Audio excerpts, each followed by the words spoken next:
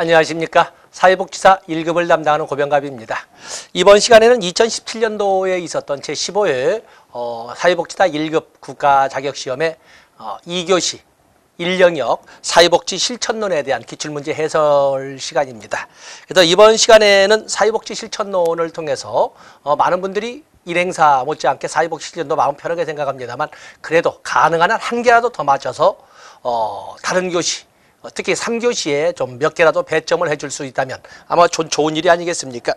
그래서 기출문제 지나간 문제라고 생각하지 마시고 이 두꺼운 이 방만한 영역 중에 어디가 주로 출제가 되는가를 기출문제를 통해서 한번 분석해보고 그를 통해서 2018년도에 예상되는 문제를 찾아가 볼 수 있게 될 겁니다. 그래서 여기는 기출문제 지나간 문제라고 해서 버리지 마시고 바로 그 문제와 그 주변에 있는 문제가 바로 내년도 2018년도 예상 문제다 이렇게 보시면 되겠습니다.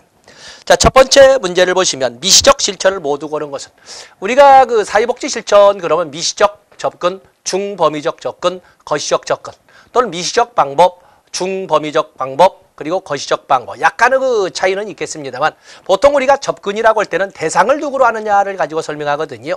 미시적 접근, 마이크로적 접근이라고 하는 것은 대상을 보통 개인이나 또는 가족을 대상으로 할 때 미시적 접근이라 하고 중범위적 접근은 상대적이지만 보통 집단을 대상으로 해서 집단 사회사업을 미시적 접근이라 하고 그리고 거시적 접근이라고 할 때는 보통 요즘은 뭐 거대해진 조직이라든지 또는 지역사회 이상을 대상할 때 거시적 접근이라고 합니다.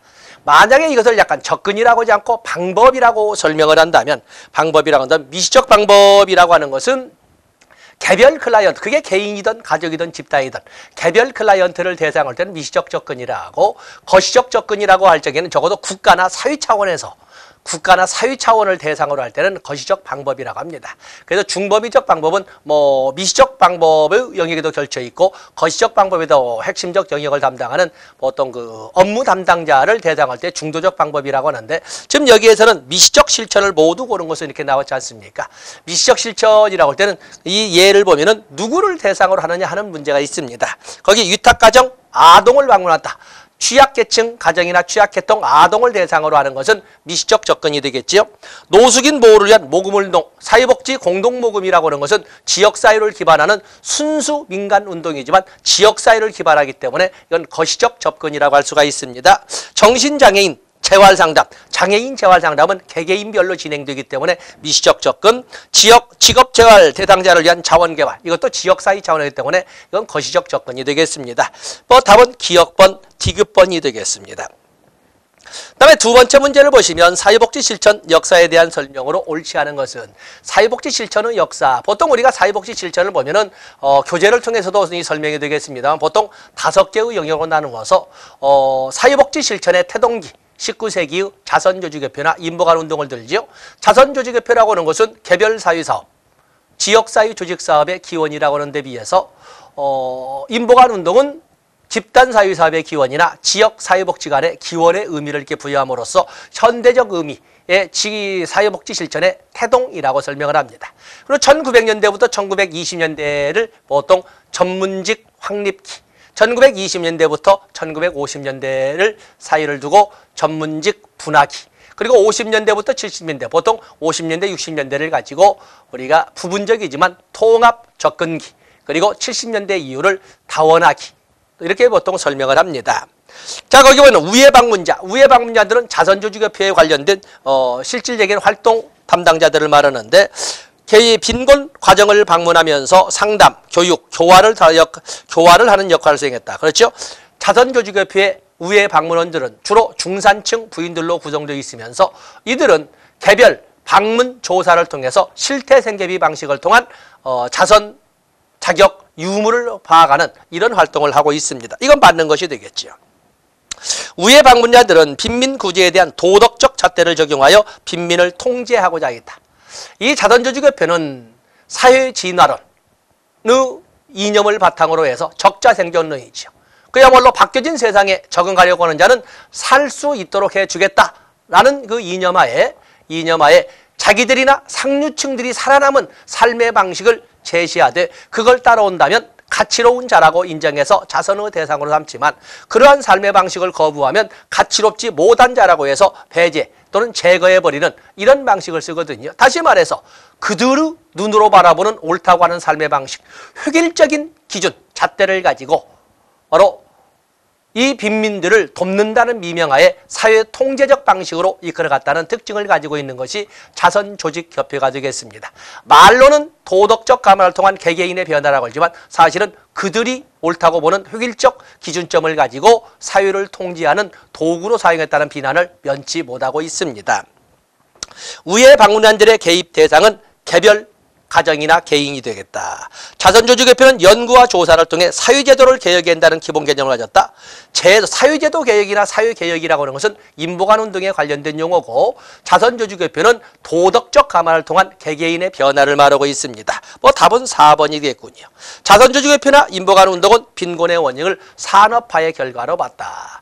좋습니다. 어떤 그 산업화 과정에서 나타나는 많은 빈민 들이나 또는 빈민 집단 지역을 가지고 빈민 개개인을 대상으로 한 것은 자선조직협회가 또 그럼 빈민 집단 지역을 대상으로 하는 것은 인보관운동이 이렇게 설명할 수가 있습니다. 5번을 함정으로 하지만 답은 4번이 되겠습니다.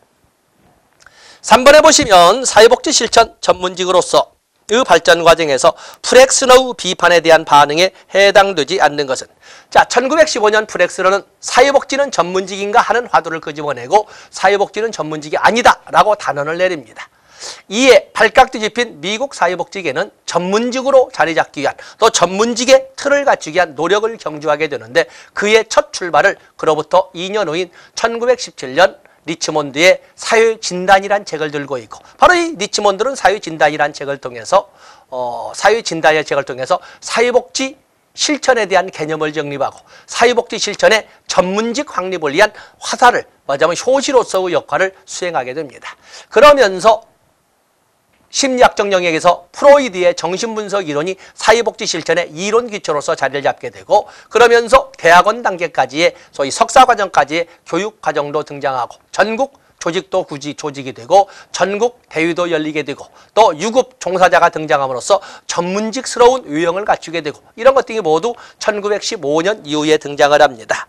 리치몬드의 사회진단 출간은 1917년 밀포드에 의해서 개별사회사업 방법론을 기본으로 하는 사회복지 실천의 공통 요소가 정리되어 발표되었다. 바로 이 밀포드라고도 합니다. 밀포드 회의 1929년에 있는데 이 1929년에 처음으로 통합적 접근에 누구를 대상으로 하든 누구를 클라이언트로 하든지 간에 공통적으로 적용될 수 있는 원리나 방법이 존재를 한다. 원리나 방법이 존재를 한다는 통합적 접근의 필요성이 처음 언급된 것이 1929년의 밀포드 회의이고 동시에 밀포드 회의에서는 사회복지 행정이 사회복지 실천의 한 영역으로서 자리매김을 하게 된 이런 의미를 가지고 있습니다.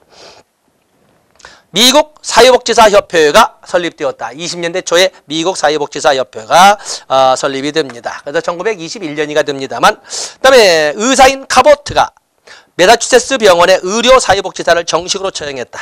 자, 이것은 제가 이론 강의로도 설명하지 않았던 겁니다만 그냥 역사의 흐름사 이렇게 보면은 이것이 있었던 것은 1900년대, 1905년에 이렇게 의료 사회복지사가 처음 카보트에 의해서 채용됐다고 합니다.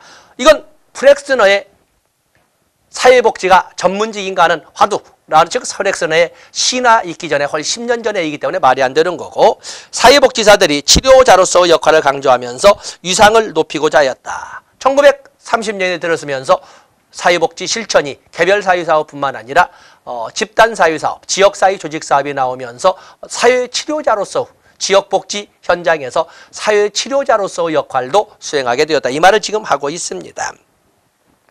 여기서는 연도가 맞지 않는 것은 4번이 되겠습니다. 그 다음에 네 번째 문제를 보시면 통합적 접근 방법에서 사회복지사의 활동 원칙이 아닌 것은 통합적 접근에서 사회복지사 통합적 접근이라고 하는 것은 개인적 심리적 측면을 가지고 접근하는 것이 아니라 사회적 환경적 측면도 같이 고려하면서 문제에 접근하는 거거든요. 그래서 생태, 체계 이론적 준거를 바탕으로 해서 접근하고 그리고 문제만 가지고 병리적 측면만 가지고 접근하기보다는 강점, 자원 또는 가능성까지도 같이 고려하면서 접근하는 것이 통합적 접근이라고 설명할 수 있습니다. 클라이언트의 협동, 병리보다 강점을 강조한다? 아니죠. 병리나 다름없이 병리 못지않게 강점이나 자원도 같이 강조한다. 그래서 병리보다 강점을 강조한다 해서 점차 세월이 가면서 이제는 어떤 문제점이나 옛날에는 병리적 측면만 가지고 있지만 이제는 서서히 가치, 이제는 요즘 날에는 오히려 강점이 더 강조되는 이런 시대가 됐습니다. 다양한 모델과 기술을 활용한다. 경험적으로 검증된 개입 방법을 우선 적용한다. 이론에 기초한 개입 원리와 기법보다 직관과 창의적 방법을 중시한다. 직관과 창의적 방법을 중시한다. 뜻은 참 좋지만은 직관이라는 것은 인간을 대상으로 하는 거에 그럴 수도 있지 않을까라고 하는 이러한 그 애매한 판단을 적용하기에는 좀 한계가 있습니다. 그래서 아무리 이론이 특정 이론을 고집하지 않고 다양한 이론을 통합 사용하되 취사 선택한다고 하는 것을 직관이나 창의력에 관한 참신성을 오히려 그보다 앞에 둘 수는 없습니다. 답은 5번이 되겠습니다. 다음에 5번째 보시면 바람직한 원조관계 형성에 방해가 되는 사회복지사의 행동은 바람직한 원조관계. 또 보통 우리가 바람직한 원조관계 그러면 비에스텍이 제시한 관계 7원칙 또는 사회복지 실천의 7대 원칙을 가지고 설명할 수가 있겠는데 상황에 적절한 옷을 갖추어 입는다. 그렇죠? 우리가 아무렇게나 아무 데서나 이것이 아니고 사회복지 실천의 관계나 면접이라고 하는 것은 정형화된 틀, 세팅 속에서 그 클라이언트 개개의 클라이언트에 적합한 장소, 시간, 또 복장, 언어 이런 눈맞춤이 있어야 됩니다. 클라이언트의 비언어적 행동을 민감하게 관찰한다. 클라이언트를 감동시키려고 노력한다. 전문적 관계와 사적 관계의 경계를 분명히 한다. 자신의 편견과 선입견을 인지한다. 다 맞는 것이 되겠네요. 다 맞는 것이 되는데 함정이 있죠. 클라이언트를 있는 그대로 하기보다는 클라이언트를 감동시키려고 노력한다고 하는 것은 이것은 지나친 배려가 되겠어요. 지나친 배려. 답은 3번이 가장 이 중에 하자가 있는 것이 되겠어요. 다음에 6번에 보시면 사회복지사의 문화적 민감성 관련 내용으로 옳은 것은 문화적 민감성. 사회복지사라고 하는 것은 결국에 다양한 지역에 또 다양한 문화권의 사람들이 같이 혼합되어서 살아가고 있는 과정에서 그들의 각각 서로 다를 수밖에 없는 문화를 어떻게 인식하면서 접근할 것인가 하는 것이 되겠는데 사회복지사는 의도적 감정 표현을 유도하고 그리고 그들이 클라이언트가 표현하는 감정에 대해서 절제된 또는 통제된 정서 관여를 해야 되는데 그들이 보인 반응에 대해서 민감하게 반응을 보이고 그리고 민감하게 반응을 보이는 가운데 공감적 자세를 유지해야 됩니다. 자, 보겠습니다. 문화적 민감성, 문화적 다양성과 유사성을 인지하고 선호나 옳고 그름의 가치를 부여한다. 자신의 문화에 중심을 두면서 타 문화를 이해하기 위하여 소통한다. 다 이것도 그렇고 출신국가 피부색 간에 존재하는 권력적 유경관계를 무시한다. 자, 이것도 좋습니다. 다음에 자신의 문화에 대한 인식에 기초하여 다문화 배경 클라이언트 상황을 규정한다. 2번과 4번은 같은 말이 되겠고 다문화 생활 경험과 가치에 맞는 개입 전략을 개발한다. 다 그렇게 좋습니다. 다 그렇게 그럴싸하게 다 맞는 것이 되겠습니다만 이 중에는 가장 하자를 적게 다룰 수 있는 것.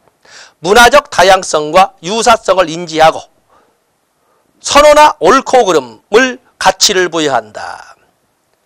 여기에 보면은 절제된 자세가 있지 않고 자신의 가치관이나 자신의 선호도를 클라이언트에게 드러내 보이는 것은 압력을 가하는 것입니다. 자, 이것도 옳다 그르다를 말하기보다는 역시 양면성으로 해석될 수가 있습니다. 2번과 4번은 문화적 상대주의적 입장에서 실질적으로는 자문화를 중심으로 해서 다른 문화를 같이 어울리는 자문화 중심의 문화적 상대주의가 되겠습니다. 그런 줄은 알고 있지만은 이렇게 자신의 문화를 중심으로 자신의 문화에 대한 인식을 기초로 해서 다른 문화를 받아들이는 것은 편향된 문화 인식이라고 할 수가 있습니다. 그다음에 다문화 생활 여중에 가장 맞는 것은 5번 다문화 생활 경험과 가치에 맞는 개입 전략. 이 중에 가장 하자가 없는 것은 바로 5번이 되겠습니다. 다음에 7번에 보시면 면접 과정에서의 질문으로 적절한 것을 모두 고르면 부인은 남편의 행동에 대해 어떻게 대응하셨나요? 그 민감한 상황에서 왜 그런 말을 하였지요? 왜라고 하는 why라고 하는 단어는 절대로 써서는 안 된다고 그랬지요. why라고 해서 책임을 추궁하는 심판적 태도로서 보이는 그런 질문이거든요. 왜라는 단어는 결코 써서는 안 돼요. 그렇기 때문에 거기 왜라고 하는 니은은 무조건 다 틀린 거예요. 니은 3번, 4번, 5번은 결코 답이 될 수가 없어요. 왜라고 하는 단어가 나와서 안 됩니다. 이번처럼 갈등이 심각한 적은 몇 번이나 되나요? 이번처럼 갈등이 심각한 것은 몇 번이나 되나요?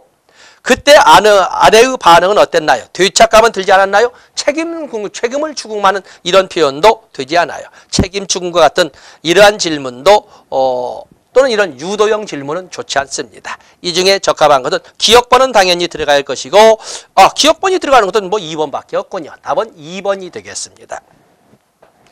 다음에 8번에 보시면 직면 기법에 대한 설명으로 옳지 않은 것은 우리가 사회복지 실천 기법에는 다양한 무수히 많은 것이 있습니다. 그중에 가장 소중한 것이 역시 경청이죠. 적극적으로 경청하는 것을 증명하는 것은 바로 재진술이나 환원 또는 요약 또는 질문 이런 것들을 통해서 열심히 듣고 있는 것을 증명할 수 있고 그를 통해서 신뢰와 또는 존경을 구축할 수 있습니다. 그런 과정에 뭔가 이해가 안 될 때 그 이해가 안 되는 부분을 지적해서 다시 한번 이야기해 주기를 명확하게 이야기를 해 줄 것을 요구하는 것은 명료와 기법인 것이고 클라이언트가 하는 이런 그 진술에 있어서 이전의 진술과 모순이 있다거나 그의 행동과 어떤 모순이 있다거나 뭔가 감추려고 하는 점이 있다거나 할 적에 그런 것을 지적함으로써 클라이언트로 하여금 클라이언트 스스로가 직접적으로 자기 자신을 직시할 수 있도록 지적해 주는 것은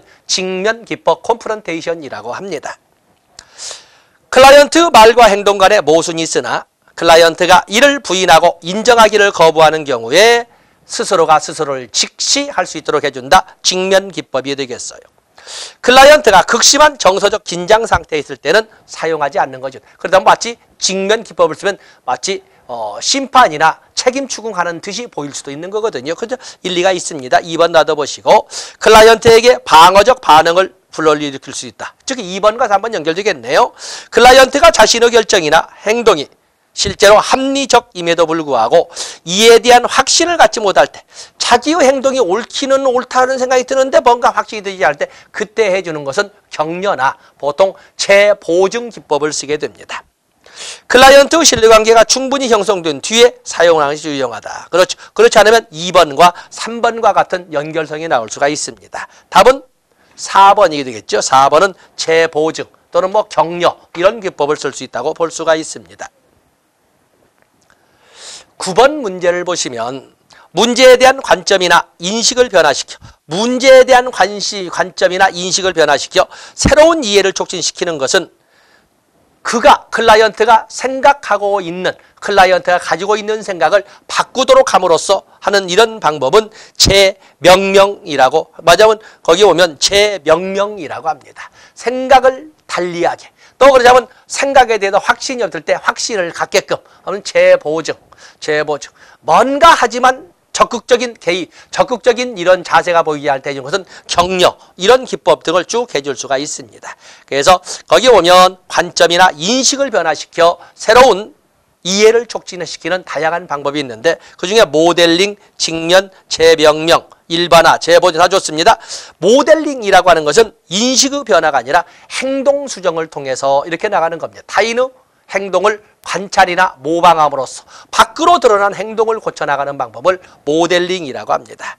그렇기 때문에 보통 우리가 개입 기법에는 인지적, 정서적, 인지적 영역에 개입하는 방법도 있고 밖으로 드러난 행동을 변화시키는 방법도 있습니다. 그중에 수용이나 일반화, 격려, 조언, 재보증, 재명명, 직면 이런 것 등은 인지적 영역을 바꾸거나 아니면 정서적 영역의 변화를 도모하는 기법이고 모델링이나 또는 타임아웃, 행동계약, 상표제도 이런 것 등은 밖으로 드러나는 행동의 변화를 이끌어가는 행동 영역에 밖으로 드러나는 행동 영역에 개입하는 방법이 되겠습니다. 여기서는 답이 1번이 되겠습니다. 10번에 보시면 양가 감정에 관한 설명으로 옳은 것을 모두 고르면 양가 감정 나와 있지요. 양가 감정. 좋기도 하면서 싫기도 하고 뛰쳐나가고 싶기도 하면서 두렵기도 하고 뭐 이런 것인데 변화를 원하는 것과 원하지 않는 마음이 공존하는 것을 의미한다. 그렇죠. 클라이언트가 양가 감정을 갖는 것은 자연스러운 현상이다. 그렇기 때문에 보통 클라이언트는 양가 감정을 가지고 있다라고 일반적으로 전제합니다. 클라이언트 양가 감정을 수용하면 클라이언트의 저항감이 누그러지겠죠. 강화되게 3T급번은 틀린 거고. 양가 감정은 초기 접촉 단계가 아닌 중간 단계부터 다뤄져야 된다. 양가 감정은 처음 만남의 단계부터 인식하고 또 그렇게 전제하고 접근을 해야 됩니다. 이 중에 옳은 것은 기역번과 니은번. 답은 2번이 되겠네요. 11번에 보시면 실천관계의 기본원칙과 그 예의 원칙이 옳지 않은 것은. 자, 우리가 실천관계 그러면 비에스텍의 관계 7원칙을 이렇게 설명할 수가 있는데 수용, 있는 그대로 클라이언트가 보여주는 있는 그대로를 있는 그대로 받아들이는 것을 수용이라고 하지 않습니까? 학교폭력 가해자의 행동에 대해 그 상황과 감정을 이해한다. 그 자리, 그 시간대에 그가 보여주는 모든 언행을 있는 그대로 받아들이고 이해하려고 노력하는 것은 수용이 되겠습니다.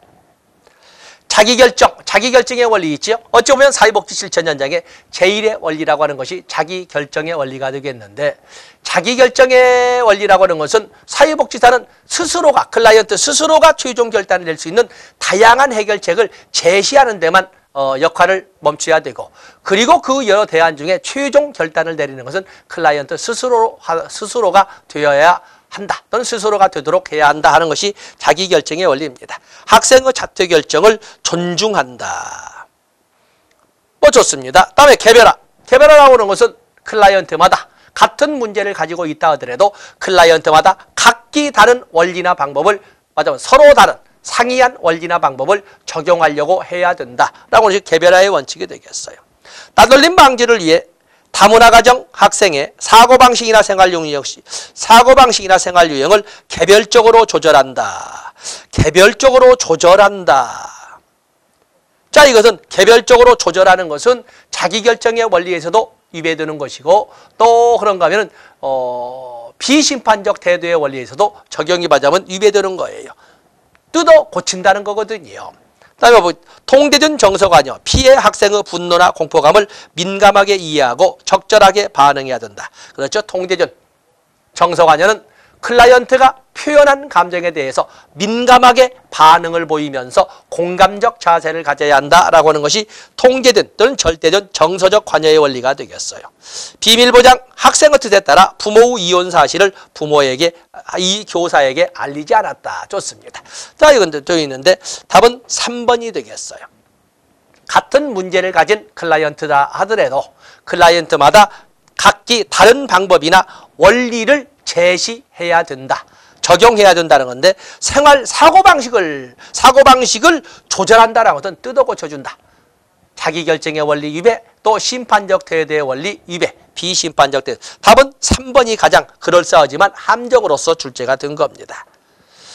다음에 12번에 보시면 생활시설에 해당되는 것은 사회복지 실천 현장에서 우리가 출제되는 것은 1차 현장과 2차 현장. 생활시설과 이용시설 이런 구분이 가장 잘 나오게 되는데 생활시설이라고 하는 것은 그 시설에서 모든 숙식을 다 해결하는 것을 생활시설이라고 합니다. 그에 비해서 이용시설이라고 하는 것은 숙식은 집에서 하되 필요한 서비스가 있을 때만 방문해서 서비스를 제공받는 것은 이용시설이라고 합니다. 아동보호치료시설, 이용시설, 아동보호 전문기관, 이용시설, 또 그러면 영유아 보육시설, 영유아 보육시설 나와 있는데 영유아 보육시설, 이용시설, 지역아동센터 당연히 이용시설, 가정위탁지원센터 이용시설이 되겠어요.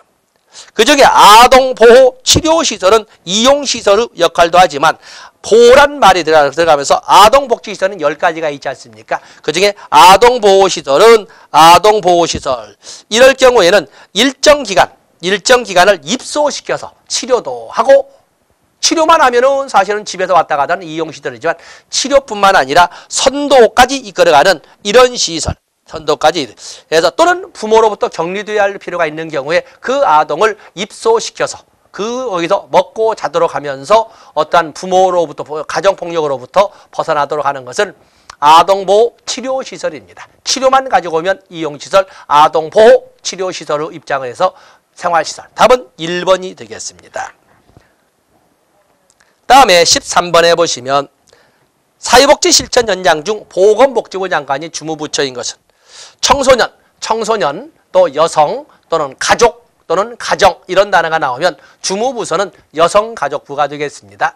그래서 아동이라든지 장애인이라는 단어는 우리가 보건복지부를 들어볼 수가 있습니다.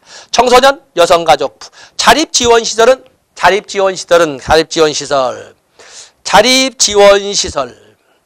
거기 보면 자립지원시설은 뭐예요? 우리가 자립지원시설이라고 하는 것은 여러 가지가 나와 있지만 자립지원시설이라는 것은 청소년복지지원법에 보면 청소년 자립지원인관이 쭉 나와 있고 또 이에 대한 설명이 쭉 나와 있습니다. 그래서 보면 이것도 역시 마찬가지로 이것은 자립지원은 아동에 관련된 걸로서 바로 이것은 보건복지부 장관이 되겠고 청소년 상담복지, 다문화 가족, 건강가정, 청소년, 가족, 여성 이것은 여성가족부가 주무부서이고 아동복지 관련된 것은 보건복지부가 주무부서가 되겠어요. 14번에 보시면 내비가 제시한 사회복지 전문직 가치 중 수단에 관한 가치에 해당되는 것은 내비는 보통 우리가 사회복지사의 가치에는 개인적 가치도 있고 사회적 가치도 있고 그리고 전문직 가치도 있다라고 설명을 합니다. 어느 가치를 우선시할 것이냐에 대해서는 많은 실천 현장에서 딜레마가 도래될 수밖에 없다. 이렇게 해서 윤리적 딜레마에서 개인적 가치와 전문직 가치의 갈등을 윤리적 딜레마의 하나로 들기도 합니다. 그런데 내비는 전문직 가치를 또 세분화해서 사람 우선 가치, 수단 우선 가치, 결과 우선 가치로 이렇게 나눠보기도 합니다. 거기다 보면 사람 우선 가치, 결과 우선 가치, 수단 우선 가치 중에 그 중에 수단에 관한 가치에 해당되는 것은 소속의 욕구, 소속 예정의 욕구는 인간이 개체적 존재이기도 하지만 공동체의 일원으로 살아갈 수밖에 없다는 사회적 존재로서의 인간을 전제할 때 나오는 것이 소속 예정의 욕구. 이것은 사람 우선 가치, 결과 우선 가치, 수단 우선 가치 중에 사람 우선 가치에 해당되는 것이 되겠습니다. 그다음에 능력과 열망, 어떠한 능력을 기우고 싶고 어떤 것을 갖고 싶고 하는 이런 열망은 인간으로서 갖는 하나의 기본 욕구에 해당될 수 있습니다. 이것도 사람 우선 가치가 되겠어요. 그다음에 자기결정권이라고 하는 건 자기결정권이라든지 아니면 가능한 한 클라이언트 스스로 자율성을 존중하는 것. 전에도 설명하는 것처럼 클라이언트의 자율성 존중, 클라이언트의 자기결정권 존중이라고 하는 것은 이건 수단가치. 종래에는 워커 중심 시대에는 워커가 문제를 해결해주는 워커의 주도를 우리가 수단 우선 가치로 설명했지만 오늘날에는 그것은 부정되고 있고 가능한 한 이런 가로 안에 발을 집어넣고 클라이언트 스스로가 스스로 문제를 풀어가는 데 초점을 두는 시대가 되었습니다. 바로 이것은 수단 우선 가치가 되겠어요. 그다음에 상호 책임성이라는 것도 서로 간의 책임성, 이것도 역시 사람 우선 가치, 인간은 공통된 욕구, 인간의 능력에 대한 열망 이런 것 전부 사람 우선 가치가 되겠습니다. 여기 수단 우선 가치니까 자기 결정권, 답은 3번이 되겠습니다. 드문 문제가 나와서 좀 길게 읽어봤습니다. 다음에 15번에 보시면 우리나라 사회복지사 윤리강령에 해당되지 않는 것은 사회복지사는 사회환경을 개선하고 사회정의를 증진시키기 위한 사회정책의 수립, 발전, 입법, 집행을 요구하고 옹호하여야 한다. 사회환경을 개선하고 사회정의를 증진시키기 위한. 여러분 알다시피 사회복지사 윤리강령은 크게 전문과 윤리 기준으로 되어 있습니다. 그 중에 윤리 기준은 세부 6개의 영역으로 나눠져 있는데 사회복지사의 기본적 윤리기준, 사회복지사의 클라이언트에 대한 윤리기준, 사회복지사의 동료에 대한 윤리기준, 사회복지사의 사유에 대한 윤리기준, 사회복지사의 기관에 대한 윤리기준, 이렇게 5개의 영역에다가 사회복지윤리위원회 구성 운영에 관한 영역, 이렇게 해서 6개의 영역으로 나눠져 있습니다. 그중에 사회환경 개선과 사회정의 증진에 관한 내용은 사회복지사의 사유에 대한 윤리 기준에 해당이 되겠습니다. 클라이언트를 대상으로 연구하는 사회복지사는 저들의 권리를 보장하기 위해 자발적이고 고지된 동의를 얻어야 한다. 특히 2번은 중요 표시하시고, 클라이언트를 대상으로 연구하는 사회복지사는 주체가 클라이언트가 아닙니다. 많은들이 클라이언트를 대상으로 연구하는 그러니까 마치 사회복지사의 클라이언트에 대한 윤리기준처럼 착각을 하는데 아닙니다. 이거는 사회복지사는, 앞에는 형사하고, 사회복지사는 클라이언트의 권리를 보장하기 위해 자발적이고 고지된 동의를 얻어야 된다. 이것은 사회복지사의 기본적 윤리기준, 사회복지사의 기본적 윤리기준 중에 전문성 개발을 위한 영역에 해당되는 규정이 되겠어요. 사회복지사는 클라이언트의 지불 능력에 상관없이 서비스를 제공해야 하며 이를 이유로 차별 대우를 해서는 안 된다. 차별 대우를 해서는 안 된다. 되어 있죠? 자, 이건 맞는 것이 되겠어요. 역시 사회복지사의 기본적 윤리기준. 사회복지사의 기본적 윤리기준에는 3개의 영역으로 되어 있는데 전문직으로서의 윤리기준, 전문성 개발을 위한 윤리기준, 경제적 이득에 대한 태도에 관한 윤리기준, 뭐 이렇게 해서 3개의 영역으로 나누고 있는데 여기는 경제적 태도에 관한 것이 되겠어요. 사회복지사는 어떠한 상황에서도 클라이언트와 부적절한 성적 관계를 맺어서는 안 된다. 당연하고, 사회복지사는 기관의 부당한 정책이나 요구에 대하여 전문직의 가치와 지식을 근거로 이에 대응하고 즉시 시군구에 보고해야 된다. 5번은 그 자체로 자주 나온다고 그랬지요. 사회복지사의 기관에 대한 윤리기준에서 만약에 사회복지사에 대하여 기관에서 부당한 압력이 있거나 있을 가능성이 있으면 그것을 누구에게 보고해야 된다? 국무총리도 아니고 시군구도 아닌 바로 사회복지윤리위원회에 보고해야 됩니다. 기관에 부당한 압력 등이 있으면 사회복지윤리위원회에 보고해야 된다. 5번도 역시 그 자체로 출제된다고 그랬습니다. 5번 체크해 주시고. 다음에 16번에 보시면 다음 기록의 유형은, 우리가 기록 보면 실천론에서도 나오고 실천기술론에서도 이렇게 나오지 않습니까? 그러다 보니까 이 기록이라고 하는 것은 문제중심 기록도 있고 압축기록, 요약기록도 있고 과정기록도 있고 이야기체 기록도 있고 다양한 형태의 기록이 존재를 합니다. 자, 어떻게 여기에 오시게 되었지요? 남편이 일을 하지 않아요. 실직을 하셨나요? 아니면 일하기 싫어하시는 건가요?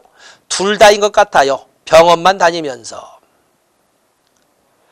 문제가 단순하지 않다는 생각에서 혼란스러웠지만 문제의 가닥을 잡기 위해 차근차근 질문해 가기로 했다. 제 앞에 따로 박스를 해놓은 영역을 뺀 나머지는 바로 문답체로만 되어 있죠. 만약에 그렇게만 거기만 적혀 있다면 이것은 이야기체 기록입니다.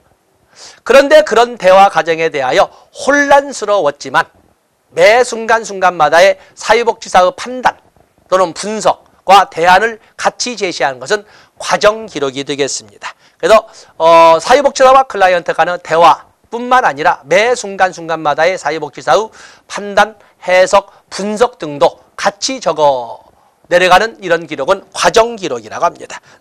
답은 3번이 되겠어요.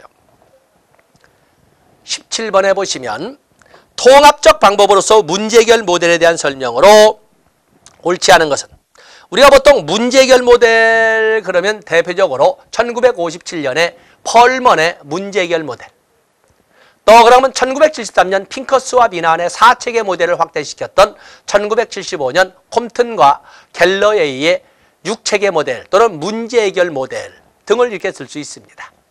사실은 문제 해결이란 단어는, 문제 해결이나 문제 해결 모델이 처음 등장하는 것은 20세기 초에 실용주의 철학을 완성하고 진보주의 교육 철학을 대동시킨 존 두이의 문제 해결법과 문제 해결법의 방식인 반성적 또는 비판적 사고에서 등장하는 것입니다. 한번 보시면 자아 심리학, 주의의 사상, 역할 이론, 체계 이론, 다양한 이론에 기반한다. 문제 해결을 위해서는 특정 이론만을 고집할 수가 없는 거죠. 다양한 이론이 필요하다. 펄먼 모델 1957년 문제 해결 모델에서는 주로 개인의 사유적 기능의 문제에 초점을 둔다. 펄먼은 문제 해결 모델을 주장하면서 진단주의를 기초로 해서 기능주의를 가미한 또는 진단주의를 시작점으로 해서 마무리는 기능주의로 마무리하는 또는 워커 중심의 실천으로 시작해서 클라이언트 중심의 실천으로 마무리 짓도록 하는 이런 방법을 사용을 합니다. 그래서 주로 개인의 사유적 기능 문제에 초점을 둔다. 개인의 사유적 기능. 자, 2번은 살짝 하자가 있지요. 기능에 초점 두기는 기능 해결 능력에 초점을 두는데 좀 놔둬보시고. 콤튼과 갤레이 모델에서는 1975년 콤튼과 갤레이의 6체계 모델이라고 하는 모델에서는 개인, 집단, 환경 간 상호작용 문제로 초점이 확대된다. 그렇죠. 이제는 콤튼과 갤레이 1970년대만 되더라도 이제는 그 대상이 개인이나 가족으로 국한되는 것이 아니라 그것을 집단이나 또는 환경 간 상호작용 문제로 확대가 된다. 자, 이것도 우리가 체크를 내놓으시고. 사회복지사는 클라이언트와 협동적 자극관계 이외에 다른 체계와 협조, 교섭, 갈등의 관계도 가진다. 그렇습니다. 통합적 방법이니까 미시체계, 중간체계, 유의체계, 거시체계, 4체계 모델에서 6체계 모델로 발달했다. 이것은 함정이죠. 우리가 실천 현장의 체계를 미시체계, 중간체계, 유의체계, 거시체계로 나눈 것은 핀커스와 미나안의 4체계 모델 체계 이론입니다. 거기에다가 전문가 체계와 문제인식 체계 또는 전문가 체계와 의뢰 응답 체계를 넣어서 6체계 모델로 바꾼 것은 콤튼과 갤레웨이의 6체계 모델이 되겠어요. 여기 보면은 문제 해결 모델, 이것은 문제 해결 모델로 설명한 것이 아니야. 여기는 어떻게 바뀌었어요? 4체계 모델은 6체계 모델은 이건 미시체계, 중간체계, 유의체계, 거시체계로 실천 현장을 나누는 것은 브롬펜 브레너의 생태체계 이론입니다. 생태체계. 그에 비해서 핑커스와 미나안 그리고 콤튼과 갤레이로 연결되는 그 4체계는 여기를 말하는 것이 아니라 변화 매개체계, 도움을 정하는 클라이언트 체계, 도움이 필요한 변화가 필요한 표적 체계, 그리고 변화 과정에 동참을 하고 도움을 주는 행동 체계, 이렇게 4체계의 전문가 체계와 의뢰 응답 체계를 넣어서 6체계 모델로 바뀐 겁니다. 아주 교묘하게. 그래서 여기 5번과 같은 경우는 아주 함정을 잘 봤던 문제로 문제를 잘 냈다고 볼 수 있고, 더욱이나 1번과 2번은 교재에 있지만 3번, 4번과 같은 경우에는 같이 교재에다가 첨가시켜놔야 될 이런 영역이라고 할 수가 있겠습니다. 아주 교묘하게 잘 낸 문제예요.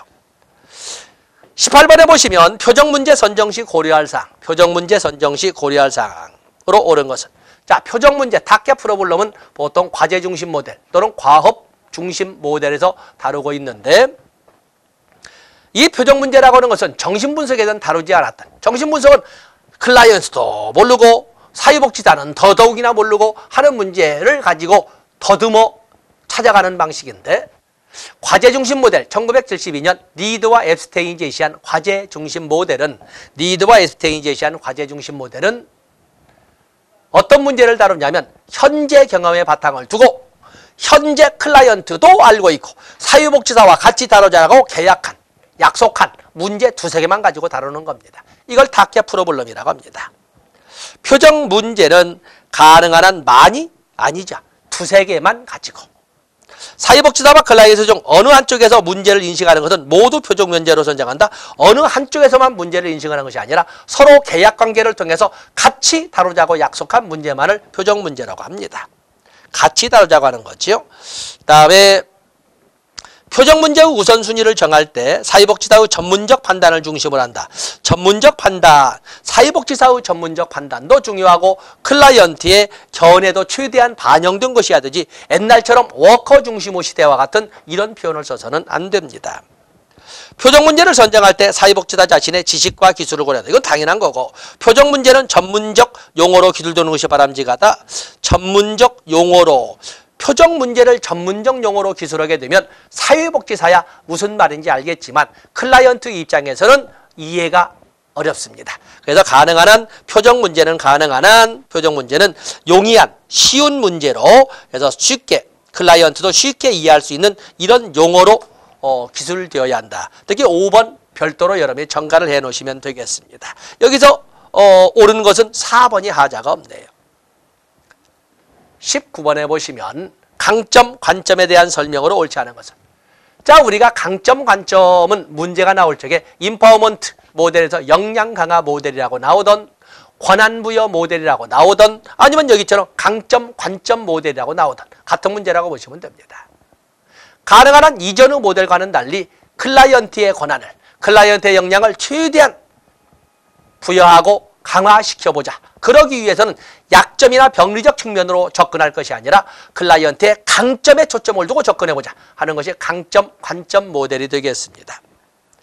개인을 진단에 따른 증상을 가진 자로 규정한다? 아니지요. 이건 병리 모델이 그렇고 강점, 관점에서는 개인을 무한한 성장 가능성을 가진 사람, 무한한 자원이나 강점을 가진 사람으로 이렇게 봅니다.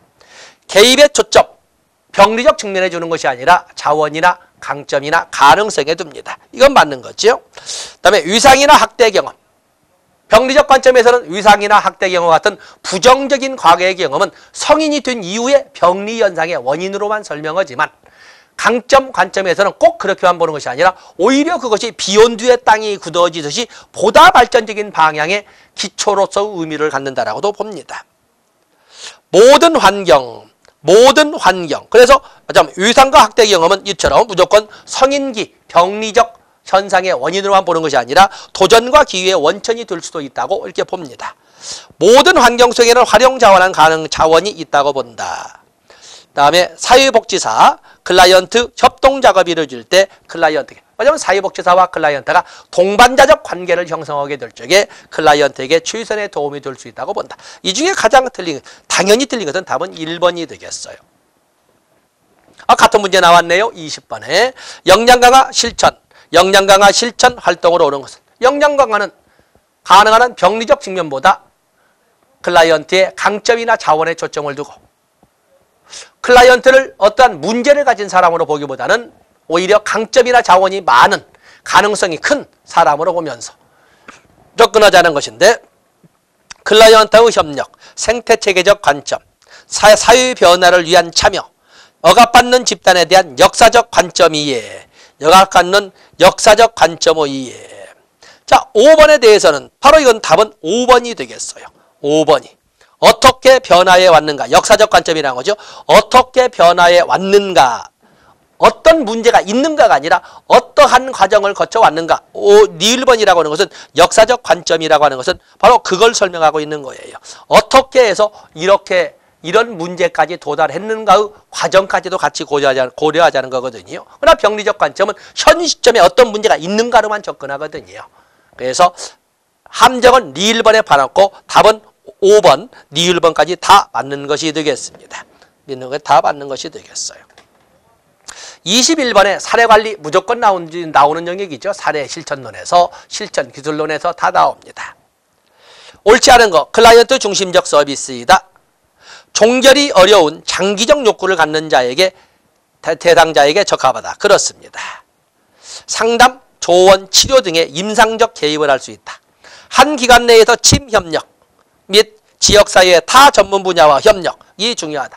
소위 팀 구성이라든지 이렇게 복합적이고 다중적인 문제를 가진 클라이언트를 위하여 그들이 필요로 하는 서비스, 그들이 필요하는 다양한 서비스와 전문가들을 지속적으로 연계 제공할 수 있도록 해주는 것을 사례관리라고 합니다. 그에 대한 설명입니다. 공공부문의 역할을 확대하기 위한 목적이 시작되었다. 사례관리가 등장한 배경은 한마디로 말하면 탈시설화의 분위기에서 탈시설화로 인하여 발생해왔고 발생하고 있는 탈시설화의 문제 해결책으로 등장한 것입니다. 답은 5번이 틀린 것이 되겠어요. 한마디로 말 사례관리는 탈시설화로 인하여 야기된 문제에 대한 해결책으로 등장한 것이다. 이렇게 보시면 되겠습니다. 다음에 22번에 보시면 사례관리 또 나왔군요. 사례관리 과정을 순서대로 나열한 것은, 사례관리는 결국에 사회복지 실천 아니겠습니까? 사회복지 실천은 먼저 첫 번째가 인테이크, 만나서 문제를 확인하는 단계로 넘어갈 거예요. 자, 우리가 사회복지 실천의 과정을 생각해 보세요. 첫 번째 단계가 인테이크, 만남, 문제 확인, 관계 형성, 오리엔테이션 아닙니까?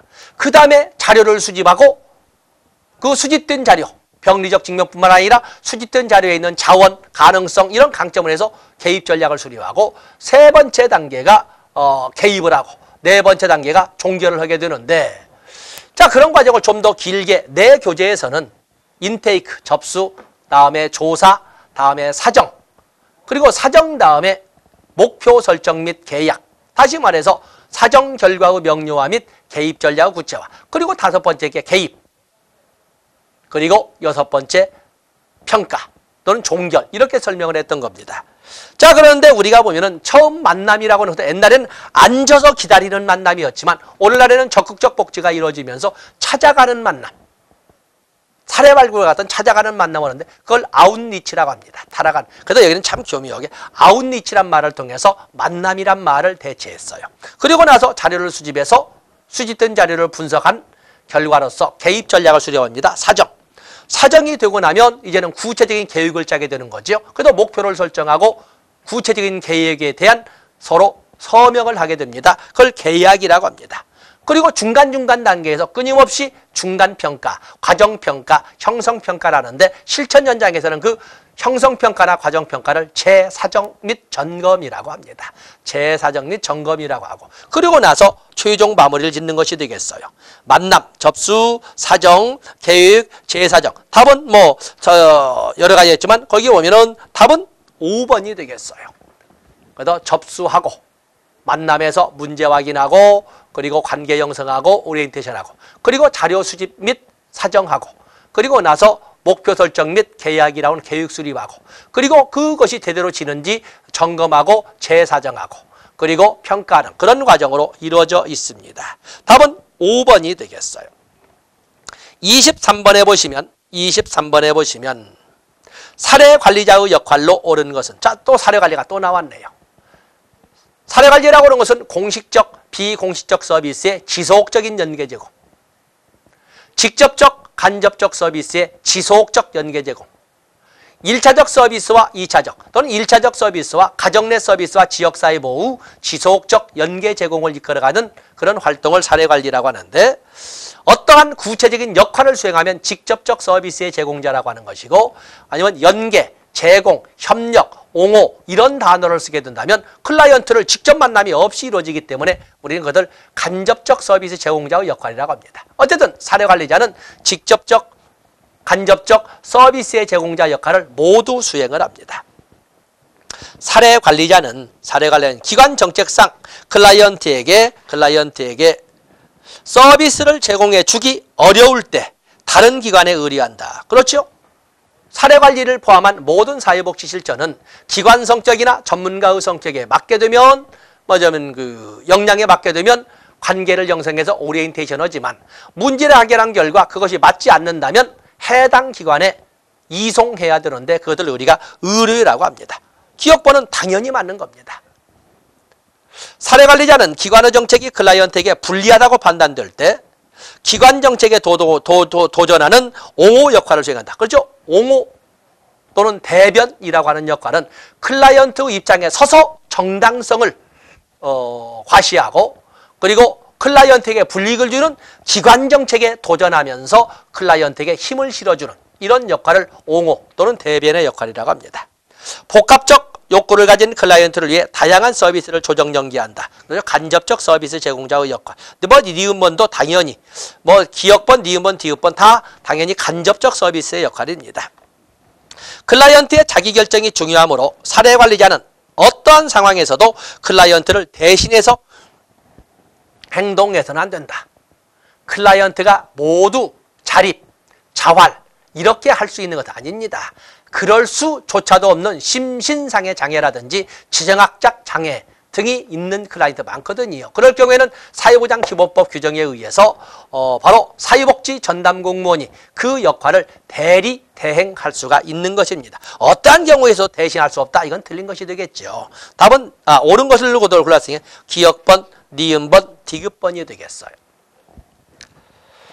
다음에 24번에 보시면 자료 수집에 대한 설명으로 옳지 않은 것. 자료 수집의 방법은 많지요. 자료 수집에 대한 것은 관찰법도 있고 질문지법도 있고 면접법도 있고 또 지역사회와 같은 경우에는 지역사회 포럼도 있고 명목집단 기법도 있고 뭐 등등등 많이 있지 않습니까? 자료 수집은 실천 후 전 과정을 통해서 이루어지는 지속적인 과정이다. 그렇기 때문에 사회복지 실천의 과정은 직선적 과정이 아니라 끊임없이 왔다 갔다 하는 순환적 과정이라고 설명을 합니다. 접수 단계에서 자료 수집은 클라이언트의 문제, 기관의 서비스, 간 부합 여부를 판단하는 데 필요한 정도면 충분하다. 이걸 우리 기관에서 제공할 수 있는가, 우리 기관에서 도움을 제공할 수 있는가를 파악하는 것이 문제 확인, 접수 단계에서 문제 확인입니다. 그것을 아주 구체적으로 하게 되는 것은 사정 다음에 나오는 또는 사정 결과 마무리하는 목표 설정 및 계약이라고 하는 계획 단계에서 하는 것입니다.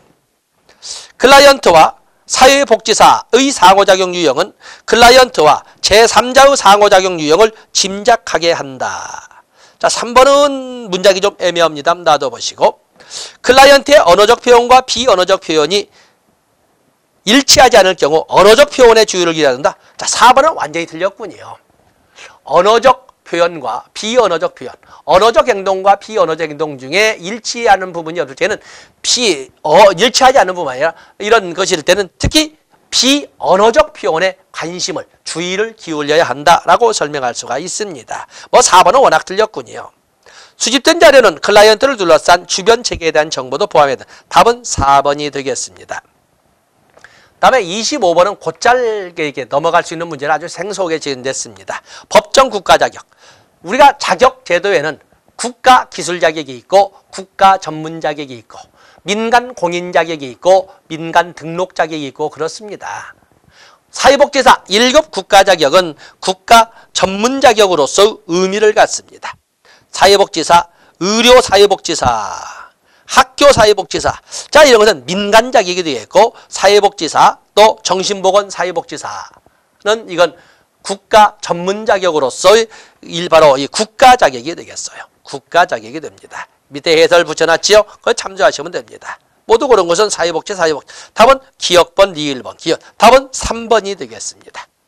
자, 우리가 빠른 속도로 여러분 페이지를 이 기출문제를 푼 다음에 사회복지 실천론 후 페이지를 넘기면 바로 읽어보라는 것이 아니라 여기서 문제가 나왔었네. 문제가 나온 여기에 크게 표시만 해놓는 것만 해도 여러분들은 일독에 충분한 의미를 부여할 수가 있습니다. 자, 이번에 2017년도에 있었던 실천론을 가지고 내년도 예상 문제를 살펴봤습니다. 자, 이 시간 여기까지 하겠습니다. 고맙습니다.